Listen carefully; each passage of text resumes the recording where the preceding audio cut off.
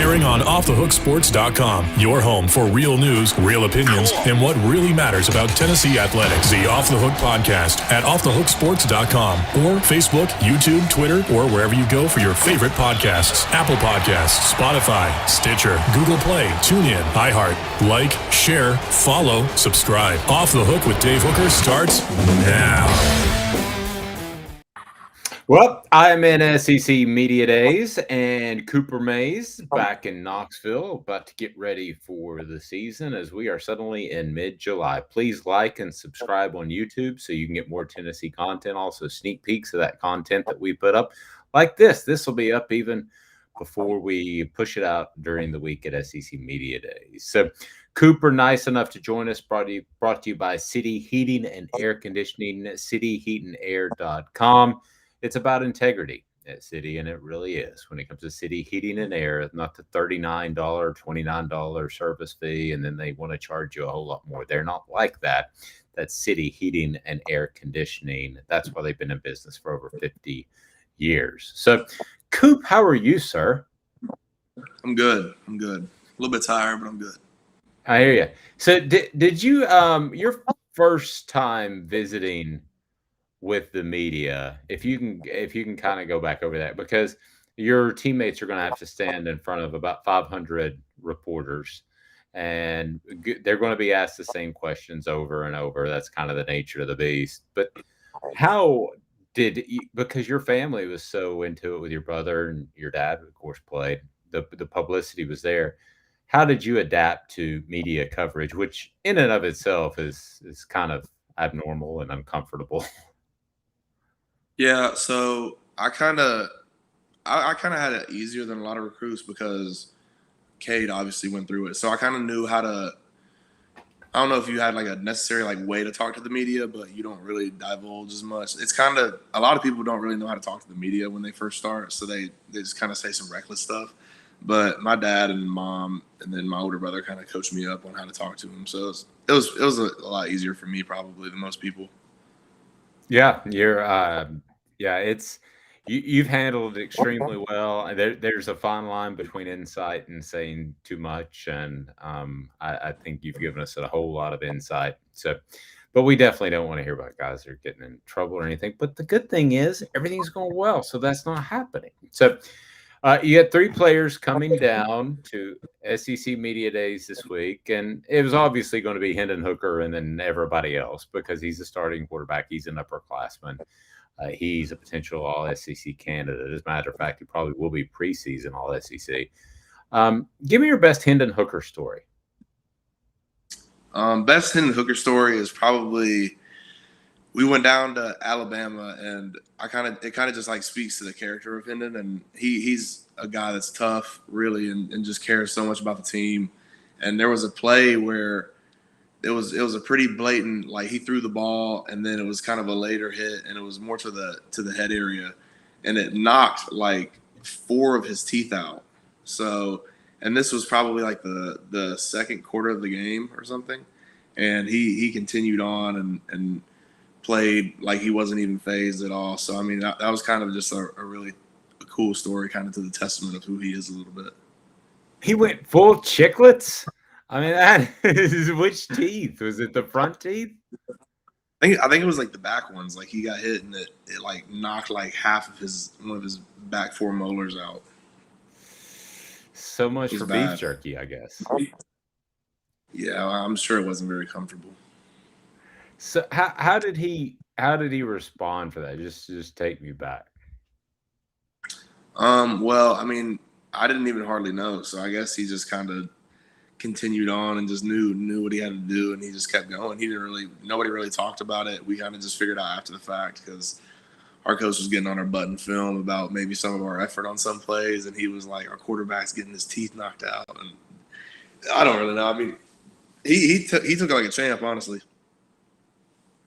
You when you look at him as a leader, he goes from a transfer to not the starter, that was Joe Milton, to then the starter. It's kind of hard sometimes when things are changing that rapidly to become a leader, but how has he been able to do so?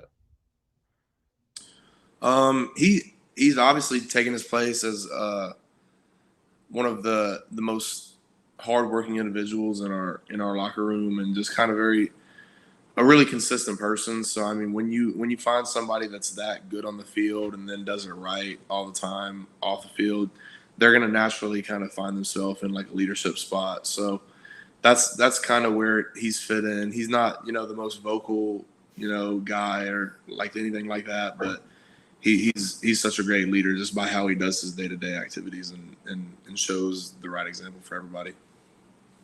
Okay, there was a really, really dumb list that didn't have him among the top 10 quarterbacks in the nation. Now, I don't know if it was an oversight. I'm not even going to reference the website that put it out because it may have been a mistake, but it was really dumb if it wasn't a mistake.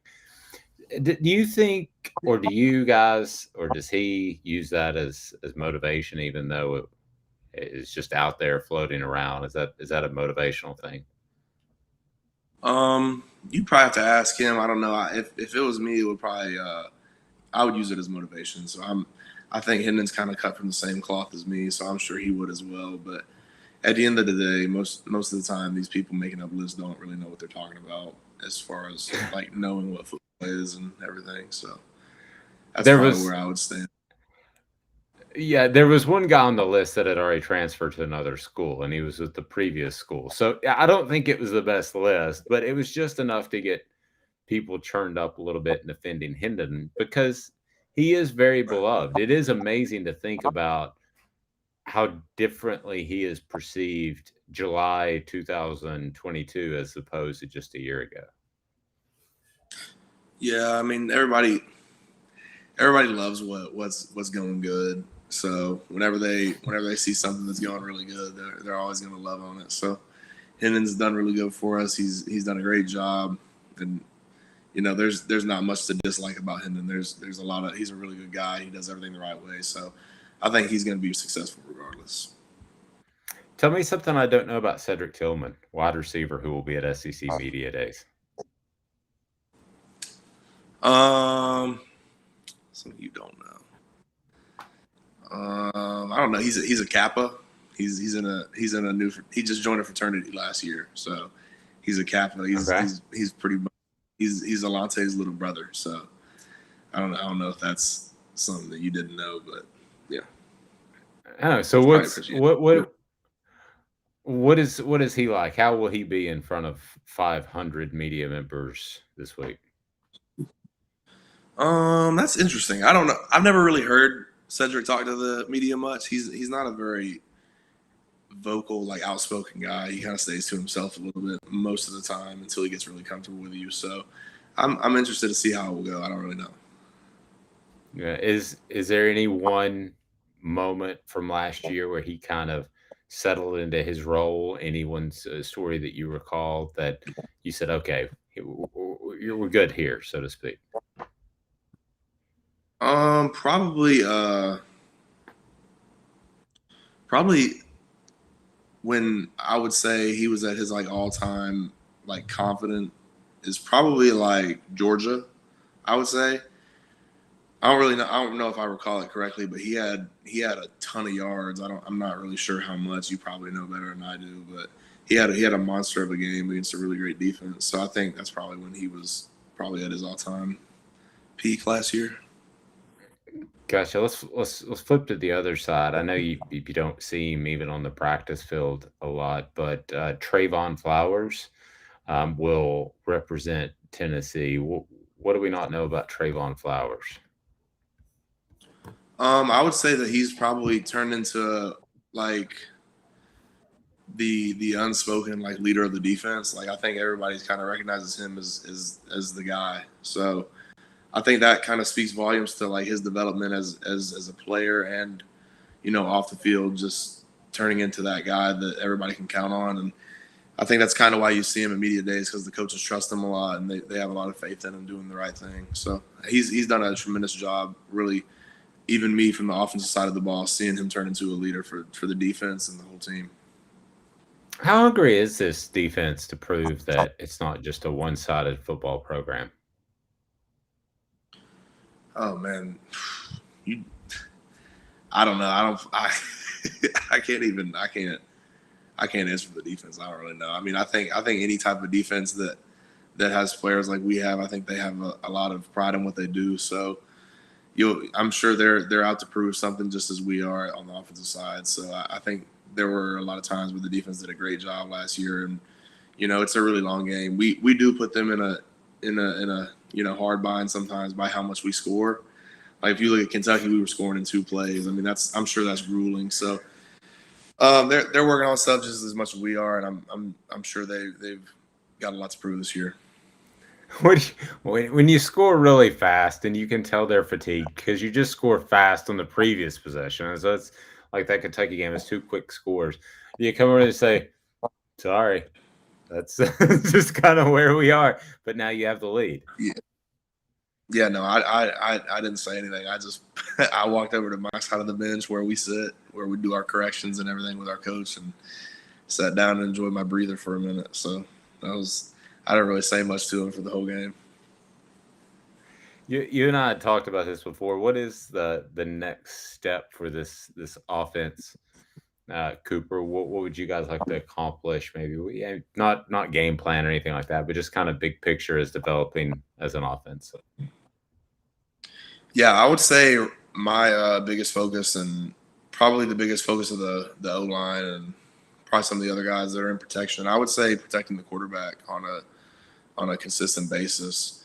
We know probably Hendon's going to take some hits because he's a mobile quarterback. He likes to try to figure things out. So just the more that we can hold up in protection for longer and pick up the backers that we need to, that would be a really good start. I think protecting the quarterback should always be step one.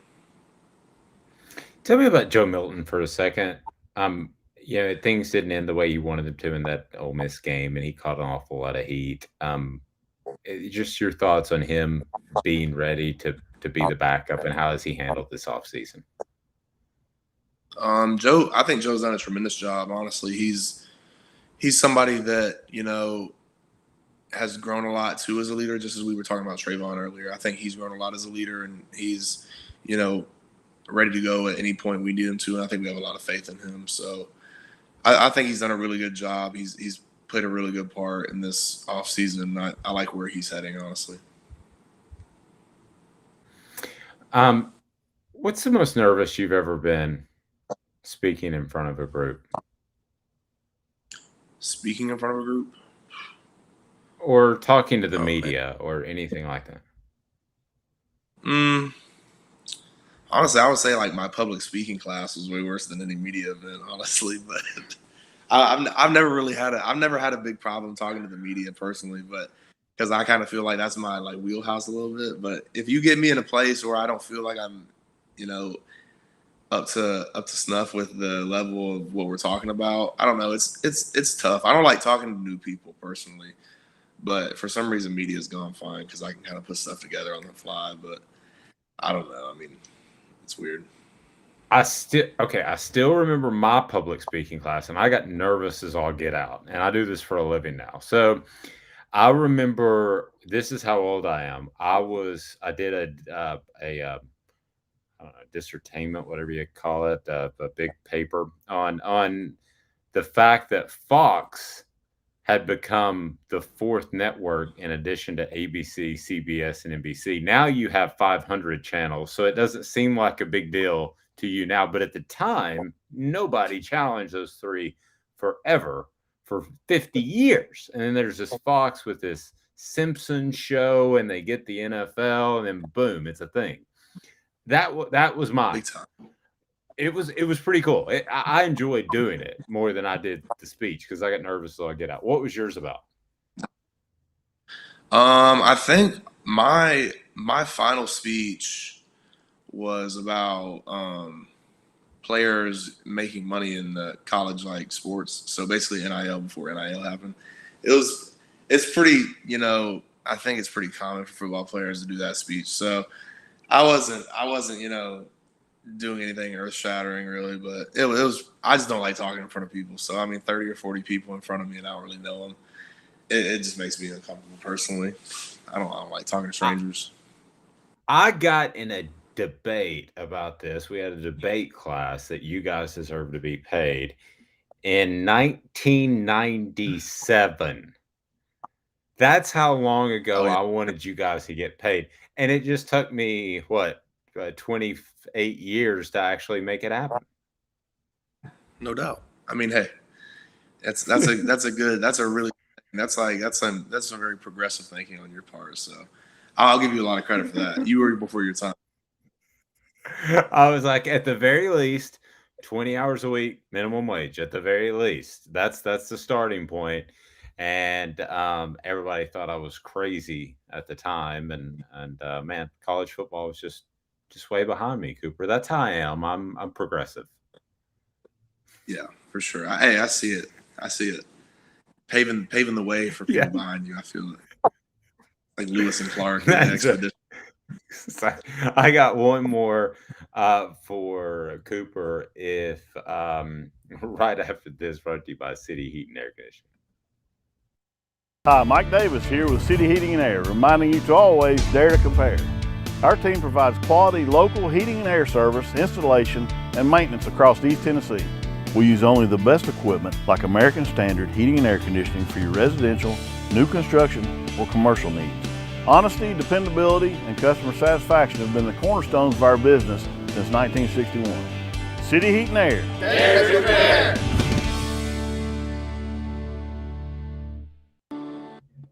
Last thing, Cooper, have you ever said something to the media that you regretted as immediately, like the second you said it?